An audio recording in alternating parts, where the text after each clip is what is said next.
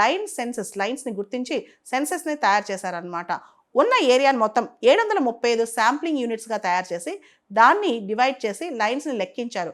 కొన్ని direct sightings అంటే ప్రత్యక్షంగా లైన్ని చూసి లెక్కేయటం, రెండోది డిజిటల్ కెమెరాస్ పెట్టి లెక్కేయటం, మూడోది foot print counting, lines foot prints బట్టి కౌంటింగ్ చేయటం, ఏరియల్ సర్వేస్ చేయటం, శాటిలైట్ సర్వేస్ చేయటం, ఇలా రకరకాల టెక్నిక్స్ ద్వారా లైన్స్ మొత్తాన్ని ఎన్నోనయో సెన్సస్ తయారు చేశారనమాట. దాని ప్రకారం దాదాపు 891 లైన్స్ ఉన్నట్టు భారతదేశంలో ఏషియాటిక్ లైన్స్ ఉన్నట్టు తెలుస్తుంది. అది కూడా కేవలం గుజరాత్లోనే ఈ లైన్స్ ఉన్నాయన్నమాట.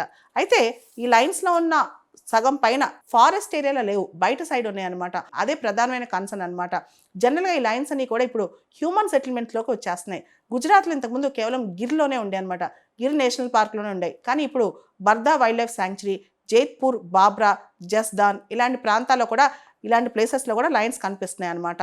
12 సంవత్సరాల క్రితమే సుప్రీంకోర్టు గుజరాత్కి గట్టిగా చెప్పింది, 6 నెలల లోపల ఏదైతే ఏషియాటిక్ లైన్స్ గిర్ నేషనల్ పార్క్లో ఉన్నాయో అవి రాజస్థాన్ ఎంపీలో కూడా రకరకాల ప్రాంతాల్లో శాంక్చురీస్లో వదిలిపెట్టాలని, అక్కడ కూడా పెంచాలని చెప్పిందనమాట. ఎందుకంటే ఏరియా వైజ్ గుజరాత్ ఒకటే సరిపోదు, గుజరాత్ ఇంకా ఆ కెపాసిటీ మించిపోతుంది, క్యారింగ్ కెపాసిటీ. కాబట్టి అవి బయటకు వచ్చేస్తే అవి టెరిటోరియల్ ఎలిమెంట్స్ కాబట్టి రాజస్థాన్లో కొన్ని, ఎంపీలో కొన్ని, మధ్యప్రదేశ్లో కొన్ని పెట్టాలని చెప్పింది. కానీ గుజరాత్ గవర్నమెంట్ ఇప్పటి వరకు కూడా సుప్రీంకోర్టు ఇచ్చిన ఆర్డర్ని కంప్లై చేయలేదన్నమాట.